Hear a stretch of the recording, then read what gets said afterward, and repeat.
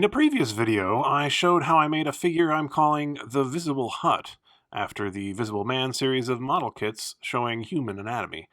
I'd recommend that you watch that video if you haven't seen it already, but briefly, I used an app called Nomad Sculpt on my iPad to sculpt a hut skull, skeleton, and internal organs, then combine that with a scan of the vintage Kenner Jabba the Hutt figure made by Desert Octopus.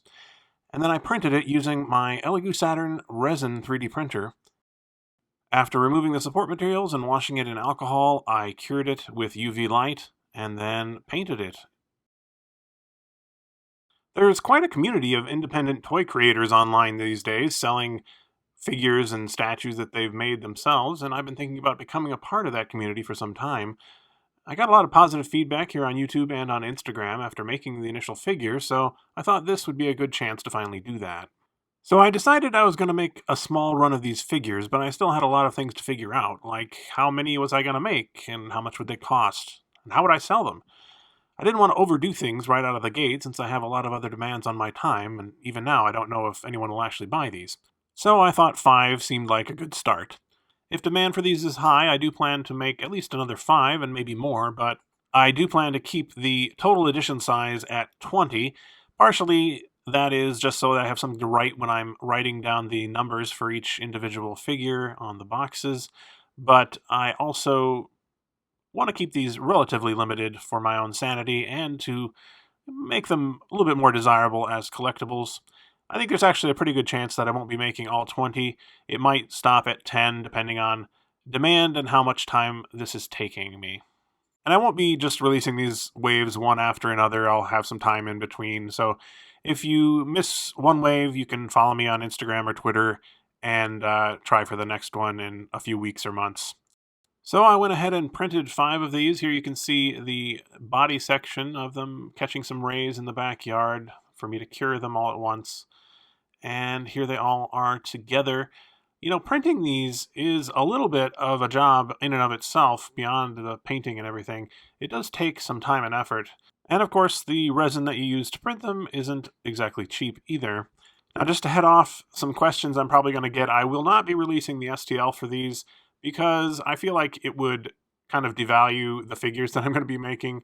But at the request of some people, I will probably make a few unpainted prints available sort of outside of the edition size. Obviously, these will be cheaper than the full figures, but they also won't come with everything that the full figures come with, most notably the box, which I'll be talking about a little bit later. The unpainted prints will most likely go up later than the actual figures. I'm going to try and just focus on the full figures for the moment.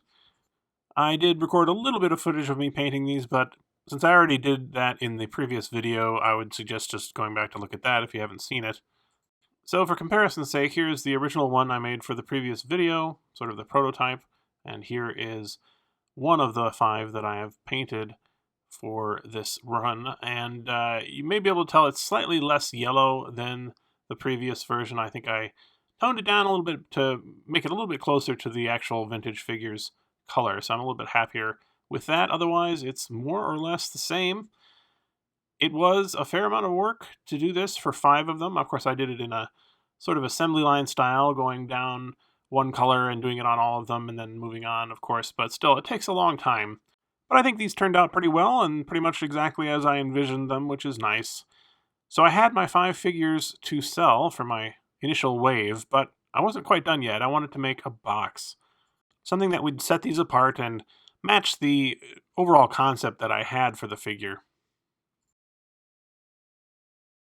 As I mentioned in my original video, I discovered that Nomad Sculpt makes it pretty easy to paint your sculptures and sort of visualize what they might look like when finished. But in addition to that, you can also export high-res snapshots of your models. I realized that this would allow me to make a box with some nice graphics without too much work, which would really help round out the figure. Now, as I mentioned, the figure was sort of inspired by the Visible Man series of model kits, and I found one vintage kit from the 60s in particular that had a really great looking box. So I decided to use this as my inspiration. If we look closer at the box, you can see it's got these multicolored borders that are very vintagey looking and lots of sort of interesting call-outs in text on the box in various places, as well as, pictures of the figure itself. So this is what I decided to draw on as I made my own version in Photoshop. So I started with just sort of a cream-colored background, thinking that maybe the box would be a little discolored after a lot of years, added the multicolored borders there, and then dropped in the image of the visible hut that I exported from Nomad Sculpt. Then we added the visible hut title there. We added a little text that I made up and put in various places, sort of reminiscent of what they had on the original box. Went ahead and designed a logo for my pretend company called MJC Toys and added a little disclaimer there at the bottom, not a toy. Finally, I decided to go ahead and try and replicate some of the discoloration and dirt that I saw in the original box, because I like the idea of this being kind of a vintage kit that's been sitting around for a while. For the side of the box, I started similarly with a cream-colored background and added in an image that I recomposed in Nomad Sculpt, showing all the different parts of the skeleton and the complete hut. I just thought that was kind of interesting and similar to what they had on the original box for the Visible Man. Added in my borders, of course, and the title. I added some more text callouts on the side as well, and also my disclaimer at the bottom. Finally, I added the MJC Toys logo and the vintage overlay to make it look like an old box. Then I just printed them out on my large format photo printer, which allowed me to print all of the parts for a single box on one page, although I assume you could probably fit these individually on a smaller printer. I decided to buy some nice white boxes in bulk from Amazon, which is what you see here. Just what I guessed would be an appropriate size for these figures. I'm going to be wrapping them in bubble wrap inside. Then we're going to take those things that I printed out and put them on the actual boxes here with some spray adhesive. Here we have the sheet that I showed printing earlier. So the idea is I'm just going to cut these out and then glue them on. I started using a metal ruler and hobby knife to get some really straight and clean cuts, but after doing a couple of them this way, I decided it was taking too long, and I just decided to use scissors, which honestly worked just as well.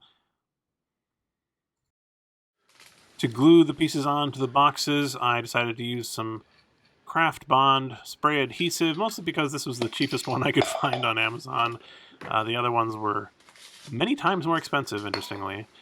Here I was kind of trying to use some chopsticks to keep the page down to prevent the adhesive from getting onto the other side and also prevent the page from blowing away as I sprayed it, but it turned out this wasn't really necessary. So I just sprayed it and let it sit for a few seconds, as it said on the bottle, so that we could allow it to get tacky, and then I placed it on the box itself. This is the first time I've done anything like this in terms of making a box or even using spray adhesive, so hopefully this will work well and not peel off in a few days or something like that, but so far so good. Now that I had my product, I had to figure out how to sell it. I'd been thinking about opening an Etsy shop for some time to sell things like stickers and pins and so forth for my channel, so it seemed like a natural choice to go with Etsy. And that's what brings us to today's sponsor, Skillshare. Skillshare is an online learning community with thousands of classes on a wide variety of topics, including fine art, design, and photography. There are no ads, and they're launching new premium classes all the time, so you're sure to find something that interests you. In this case, I decided to see if there were any classes on Skillshare about opening an Etsy shop, and sure enough, there were a lot of them. One of the best and most comprehensive classes I found was called Etsy Launch: How to Open an Etsy Shop Like a Professional Seller, by Tiffany Emery. She covers about everything you need to know, including search engine optimization, photography, titles, and pricing. Not everything she was talking about applied directly to me, but I think I got a lot of good tips from her class. The first 1,000 people to click the link in the video description will get a 1-month free trial of Skillshare, so you can explore your creativity. So I have gone ahead and created an Etsy store, and I'll put the link to it in the video description. At the moment, all I have are two listings, one for a small Mighty Jabba's Collection sticker and one for a magnet. I will be adding more things to the shop, things like larger stickers, probably pins, that kind of thing, as well as 3D printed items. I'm considering selling some of those holographic, translucent Jabbas and other things maybe that I've made on the channel. So if there's something you're interested in buying, I can't guarantee that I'll be able to do it, but let me know. I'll be putting up the visible Jabba figures for sale at noon this coming Friday, July 23rd, and that's to give everyone, hopefully, an equal chance to get one who wants one.